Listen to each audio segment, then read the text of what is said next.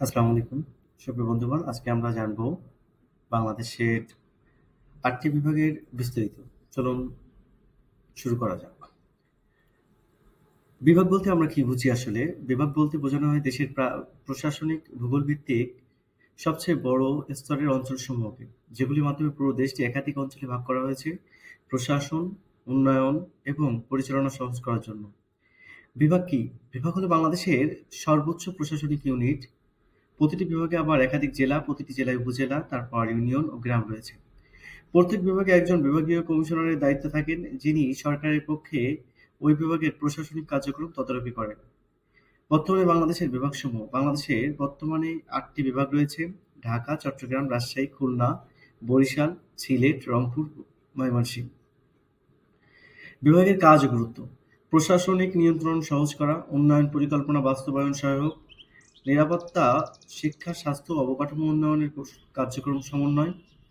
সংক্ষেপে, বিভাগ হলো বাংলাদেশের সর্বোচ্চ প্রশাসনিক অঞ্চল, যা দেশের কার্যকর শাসন ও উন্নয়নের জন্য গুরুত্বপূর্ণ ভিত্তি। চলুন ঢাকা বিভাগ সম্পর্কে জানি। ঢাকা বিভাগ ভৌগোলিক অবস্থান: বাংলাদেশের মধ্যাঞ্চলে অবস্থিত। প্রতিষ্ঠার সাল ১ জানুয়ারি ১৮২৯। আয়তন ২০,৫৯৪ বর্গ কিলোমিটার। জনসংখ্যা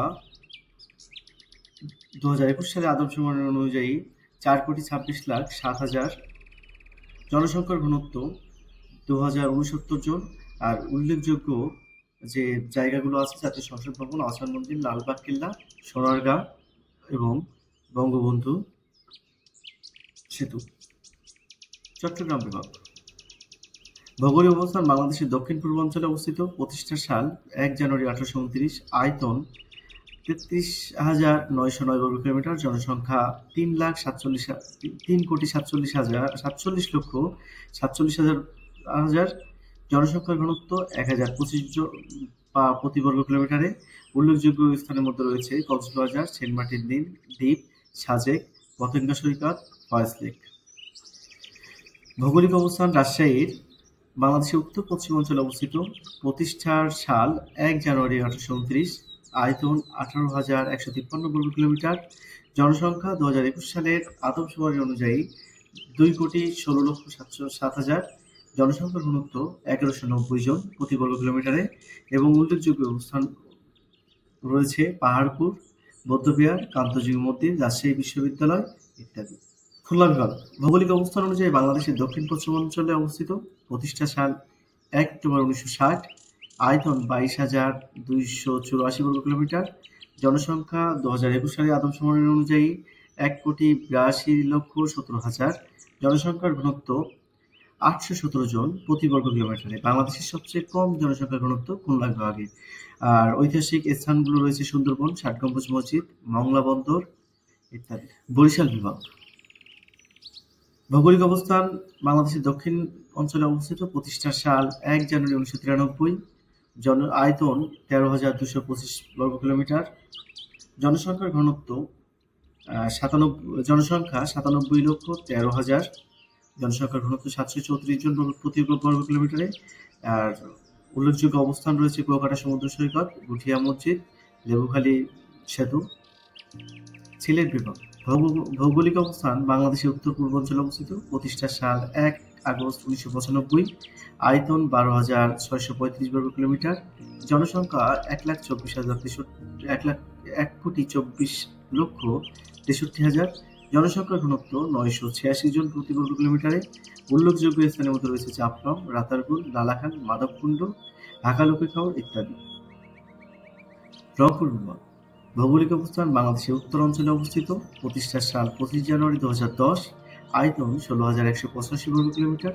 জনসংখ্যা ১,৮৮,৬৮,০০০। জনসংখ্যার ঘনত্ব ১,১৬৬ জন প্রতি বর্গ কিলোমিটারে। উল্লেখযোগ্য স্থানের মধ্যে রয়েছে তাজহাট রাজবাড়ী, কান্তজিউ মন্দির, তিস্তা এবং মহাস্থানগড়। ময়মনসিংহ বিভাগ ভৌগোলিক অবস্থান: বাংলাদেশের উত্তর মধ্যাঞ্চলে অবস্থিত। প্রতিষ্ঠার সাল ১৪ সেপ্টেম্বর ২০১৫। আয়তন ১০,৫৮৪ বর্গ কিলোমিটার। জনসংখ্যা ১,৩৪,৫৭,০০০। জনসংখ্যার ঘনত্ব প্রতি বর্গ কিলোমিটারে ১,২৭১ জন। উল্লেখযোগ্য স্থানের মধ্যে রয়েছে বাংলাদেশ কৃষি বিশ্ববিদ্যালয়, মুক্তাগাছা, গারো পাহাড়, ধোবাউড়া। বিভাগভিত্তিক দারিদ্র্যের হার ২০২২ সাল অনুযায়ী বরিশালে সবচেয়ে বেশি দরিদ্র মানুষ বসবাস করে, যার দারিদ্র্যের হার ২৬.৬%। আর ময়মনসিংহে শতকরা ২৪.২, ঢাকা বিভাগ ১৯.৬, সিলেটে আছে ১৮.৫, রাজশাহীতে ১৭.৪, রংপুরে ১৬.৮, চট্টগ্রামে ১৫.২, খুলনায় ১৪.৮।